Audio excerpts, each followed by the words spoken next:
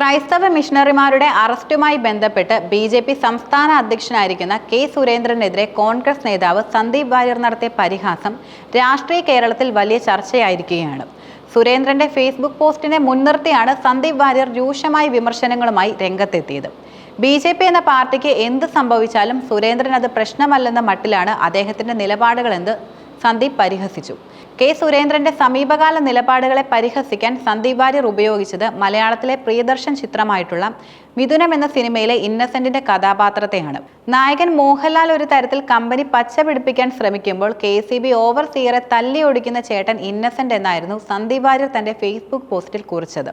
KCB ഉദ്യോഗസ്ഥൻ ഓടിപ്പോകുമ്പോൾ ഇന്നസെന്റ് പറയുന്ന പ്രസിദ്ധമായ ഡയലോഗ് കമ്പനി പൂട്ടിയാൽ എനിക്ക് പുല്ലാടായെന്നും സന്ദീപ് ഓർമ്മിപ്പിച്ചു. ക്രൈസ്തവ മിഷണറി പ്രവർത്തനത്തിനെതിരെ സുരേന്ദ്രൻ പങ്കുവച്ച ഫേസ്ബുക്ക് പോസ്റ്റ് കണ്ടപ്പോൾ തനിക്ക് ഈ രംഗമാണ് ഓർമ്മ വന്നതെന്നും ബി.ജെ.പി. കമ്പനി പൂട്ടിയാൽ സുരേന്ദ്രന് പുല്ലാടായെന്നും സന്ദീപ് തുറന്നടിച്ചു. ഇത് ബി.ജെ.പിക്കുള്ളിൽ തന്നെ ചില വിഷയങ്ങളിൽ വ്യക്തമായ നിലപാടില്ലായ്മയുണ്ടെന്ന് ചൂണ്ടിക്കാണിക്കുന്നതായിരുന്നു. ക്രൈസ്തവ മിഷണറിമാരുടെ അറസ്റ്റ് വിഷയത്തിൽ ബി.ജെ.പി. സ്വീകരിക്കുന്ന സമീപനത്തിലെ ഇരട്ടത്താപ്പ് സന്ദീപ് വാര്യർ തന്റെ വിമർശനങ്ങളിൽ പ്രധാനമായി ഉന്നയിക്കുകയും ചെയ്തു. മോദി സർക്കാർ അധികാരത്തിൽ വന്നതിന് ശേഷം ഇത്തരം സംഭവങ്ങൾ കുറഞ്ഞുവെന്നും കേരളത്തിൽ പട്ടികജാതി പട്ടികവർഗ സംവരണം പേരിന് മാത്രമാണെന്നും സുരേന്ദ്രൻ തന്റെ ഫേസ്ബുക്ക് പോസ്റ്റിൽ ആരോപിക്കുകയും ചെയ്തു. എന്നാൽ ഇതിനെതിരെ സന്ദീപ് വാര്യർ ശക്തമായി തന്നെ പ്രതികരിക്കുകയുണ്ടായി.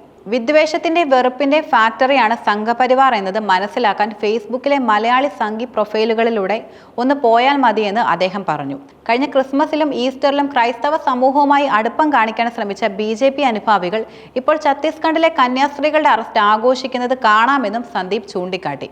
ഇത് ബി.ജെ.പിയുടെ യഥാർത്ഥ മനോഭാവം തുറന്നു കാട്ടുന്നു എന്നായിരുന്നു അദ്ദേഹത്തിന്റെ വാദം. ബി.ജെ.പിയുടെ കേരളത്തിലെ മിക്ക നേതാക്കളും സംസ്ഥാന പ്രസിഡന്റിന്റെ നിലപാടുകൾക്ക് വിരുദ്ധമായി RSS ലൈനാണ് സംസാരിക്കുന്നതെന്നും അദ്ദേഹം വിമർശിച്ചു. കന്യാസ്ത്രീകൾ കുറ്റക്കാരാണെന്നും മനുഷ്യക്കടത്തുകാരാണെന്നും മലയാള സംഘികൾ ഒന്നടങ്കം വാദിക്കുന്നു. നിലാവുദിച്ചപ്പോൾ ഓരിയിട്ട കുറുക്കന്റെ അവസ്ഥയിലാണ് കേരളത്തിലെ ബി.ജെ.പി. അവരുടെ ക്രൈസ്തവ വിരുദ്ധത കേരളത്തിലെ ക്രൈസ്തവ സമൂഹം തിരിച്ചറിഞ്ഞു കഴിഞ്ഞുവെന്നും സന്ദീപ് വാര്യർ കൂട്ടിച്ചേർത്തു. ബി.ജെ.പിയുടെ സംസ്ഥാന പ്രസിഡന്റ് കന്യാസ്ത്രീകൾ നിരപരാധികളാണെന്ന് പറയുമ്പോൾ ചാനലുകളിൽ വരുന്ന ബി.ജെ.പി. പ്രതിനിധികൾ കന്യാസ്ത്രീകളുടെ ഭാഗത്ത് പ്രശ്നങ്ങളുണ്ടെന്നും അവർ മനുഷ്യക്കടത്തുകാരാണെന്നും പറയുന്നു.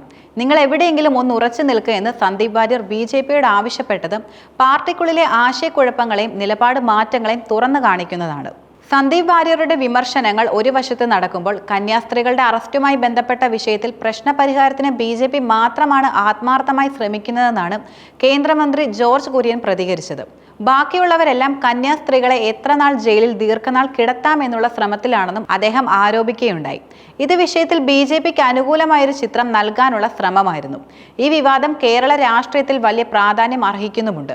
ബി.ജെ.പി. കേരളത്തിൽ ക്രൈസ്തവ വോട്ട് ബാങ്ക് ലക്ഷ്യമിട്ട് പ്രവർത്തിക്കുന്ന പശ്ചാത്തലത്തിൽ ഇങ്ങനെയുള്ള സംഭവങ്ങളും നേതാക്കളുടെ പരസ്പര വിരുദ്ധമായ പ്രസ്താവനകളും പാർട്ടിയുടെ പ്രതിച്ഛായ സാരമായി ബാധിക്കാനുള്ള സാധ്യതയുമുണ്ട്.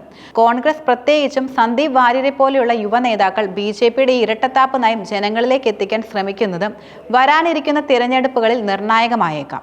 ക്രൈസ്തവ സമൂഹത്തിന് പിന്തുണ ഉറപ്പാക്കാൻ ഇരു പാർട്ടികളും നടത്തുന്ന ശ്രമങ്ങളിൽ ഈ വിവാദം ഒരു പ്രധാന സ്വാധീനം ചെലുത്തുമെന്നതും ഉറപ്പാണ്.